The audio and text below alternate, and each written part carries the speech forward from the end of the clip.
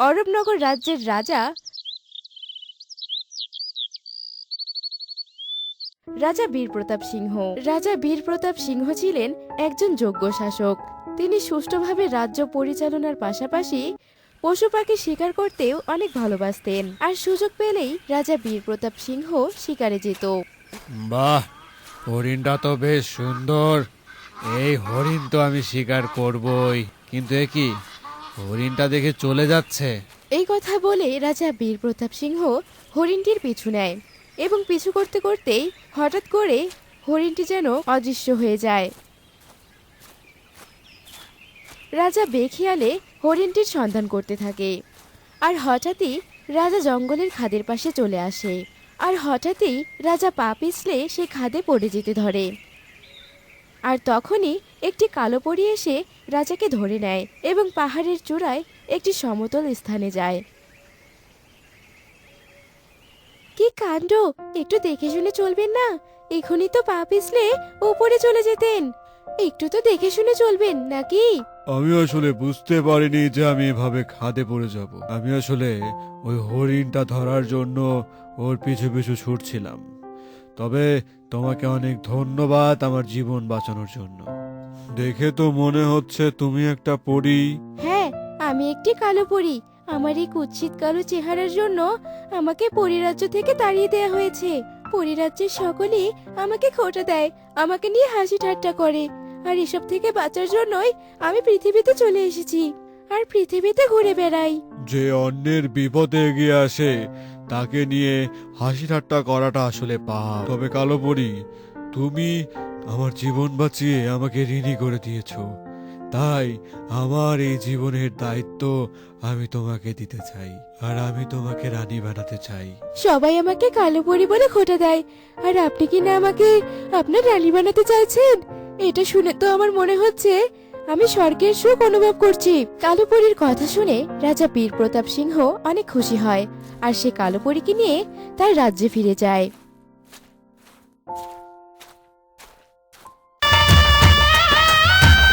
আমি কখনোই ভাবিনি যে আমি এই রাজ্যের রানী হব।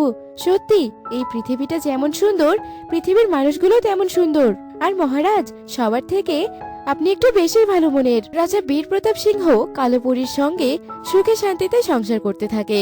দেখতে দেখতেই 2 বছর কেটে যায় আর কালো পরীর সুখের দিনগুলো হারিয়ে যেতে থাকে। কি হয়েছে মহারাজ আপনার? আপনি এরকম উদাস হয়ে বসে আছেন কেন? আর আমি আপনাকে পুরো প্রাসাদে খুঁজে বেরোচ্ছি। আমার সাথে কি কথা আছে তোমার? আর আমি কেন উদাস হয়ে বসে আছি তা কি এখনো তোমার বুঝতে বাকি রয়েছে? কি হয়েছে মহারাজ আপনার, বলুন তো? আপনি হঠাৎ আমার সাথে এমন আচরণ করছেন কেন? আসলে জ্যোতিষী বাবা আপনাকে খুঁজছেন, তাই আপনাকে ডাকতে এসেছিলাম। কি আর হবে?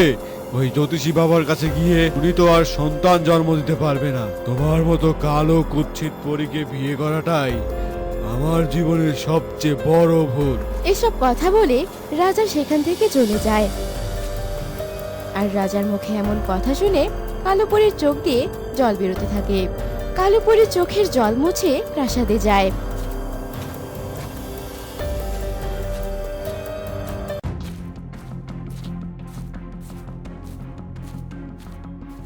এই তো এসেছিস বাদশা। আচ্ছা শোন, তোরা তোদের মনকে একটু শক্ত করে নে, কারণ তোদের জন্য একটা দুঃসংবাদ আছে। আসলে আসলে কালো পরী কখনোই মা হতে পারবে না, ওর একটা সমস্যা আছে। আমিও তাই অনুমান করেছিলাম জ্যোতিষী বাবা। আসলে এই কালো পরী যে বন্ধা, তাই তো সন্তান জন্ম দিতে পারছে না। না, আমি আর পারছি না। আমি এবার কঠিন কোনো সিদ্ধান্ত নেবই। শান্ত হ বাছা, শান্ত হ, আর ঈশ্বরের ওপর একটু ভরসা রাখ। এসব কথা বলে জ্যোতিষী বাবা সেখান থেকে চলে যায়। আর জ্যোতিষী বাবার মুখে এমন কথা শুনে রাজা বীরপ্রতাপ সিংহ রেগে সেখান থেকে চলে আসে। আর দিন দিন রাজা বীরপ্রতাপ সিংহের ব্যবহার আরো খারাপ হতে থাকে।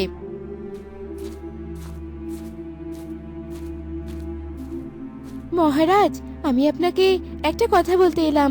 আসলে কয়েকদিন থেকেই আমার এই রাজ্যে থাকতে কেমন জানি দম বন্ধ হয়ে আসছে।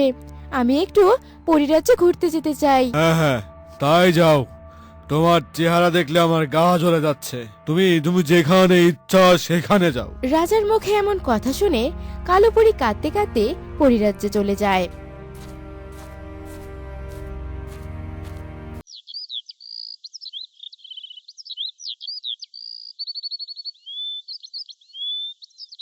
আর পরিরাজ্যে প্রবেশ করতেই কালো পরীর সঙ্গে রানী পরীর দেখা হয়। কালো পরী, কি হয়েছে মা তোর? তুই এভাবে কাঁদছিস কেন? আর আর এতদিন কোথায় ছিলি মা তুই? আর এরপর কালো পরী তার দুঃখের কথা রানী পরীকে খুলে বলে। আর এইসব শুনে রানী পরী বলতে থাকে, আসলে মা, তুই মানুষকে বিয়ে করেছিস, আর এই জন্য স্বাভাবিকভাবেই তুই মা হতে পারছিস না। তবে এখন কি উপায় বলুন মাতা? শুধুমাত্র একটা সন্তানের জন্যই যে আমার সংসারে এত অশান্তি। আর আজকাল তো মহারাজ আমার কালো চেহারার জন্য আমাকে খোঁটা দিচ্ছে। শান্ত হ বাছা, কাঁদিস না। একটা উপায় হয়তো আছে তোর এই সমস্যার সমাধানের জন্য, তবে সেটা একটু বেশি কঠিন। যতই কঠিন হোক মাতা, আমাকে বলুন, আমি আমার সন্তানের জন্য সব কঠিন কাজ করতে রাজি আছি। তোকে বিলাসা ডাইনির সাথে লড়াই করতে হবে। ওই ডাইনির কাছে কিছু বীজ আছে, ওই বীজগুলো নিলেই তোর সমস্যার সমাধান হয়ে যাবে। আর ডাইনির সাথে লড়াই করেই ডাইনিকে বধ করে সেই বীজগুলো উদ্ধার করতে হবে। তবে আমি তাই করব পরিমাতা। হয় আমার প্রাণ যাবে, আর নয়তো আমার সমস্যার সমাধান হবে।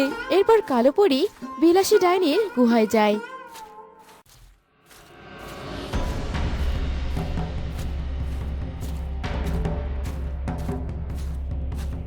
আর কালো পরীকে দেখে বিলাসী ডাইনি বলতে থাকে, আমি জানতাম তুই আমার কাছে ঠিকই আসবি, কারণ আমার এই তোতা জ্যোতিষী যে আমাকে সব কিছু বলে দিয়েছে। তবে তুই যে বীজের জন্য আমার কাছে এসেছিস, সেই বীজ তুই কখনোই পাবি না, বরং আমার হাতে আজ তোর মৃত্যু হবে। এরপর বিলাসী ডাইনি কালো জাদু করে কালো পরীর উপর ছুঁড়ে মারে। আর তখন কালো পরীও ডাইনির উপর জাদু ছুঁড়ে মারে। আর কালো পরীর জাদু শক্তি বেশি থাকার কারণে বিলাসী ডাইনি পুড়ে ধ্বংস হয়ে যায়, এবং জ্যোতিষী পাখিও সেখানে ভস্ম হয়ে যায়। আর কালো পরী বিলাসী ডাইনির গুহায় তার বীজগুলো খুঁজে পায়, এবং সেই বীজগুলো নিয়ে সে রানী পরীর কাছে আসে।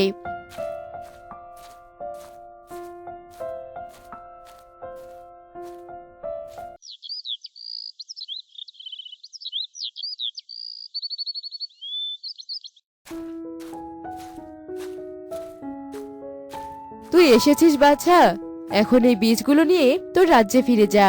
এই বীজ দুটি থেকে দুটি কলা গাছ হবে, সেখান থেকে একটি কলা গাছ কাটলে তোর তোর সন্তান পাবি, আর আরেকটি কলা গাছ কাটলে তুই একটি ক্রিম পাবি, যেটা তোর মুখে মাখলে তুই অনেক সুন্দর এবং ফর্সা হয়ে যাবি। কালো পরীর সংসার ও দুই কলা গাছের ব্যবহার এবার সঠিক হবে। এরপর কালো পরী তার রাজ্যে ফিরে আসে।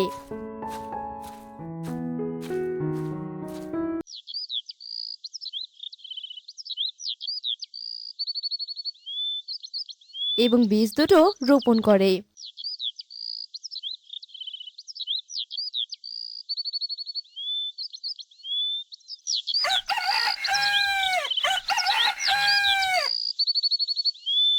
আর পরের দিন সকালে কালো পরী উঠে দেখে বাগানে বড় বড় দুটি কলা গাছ হয়েছে। আর সেখানেই রাজা বীরপ্রতাপ সিংহ সকালে হাঁটতে আসে।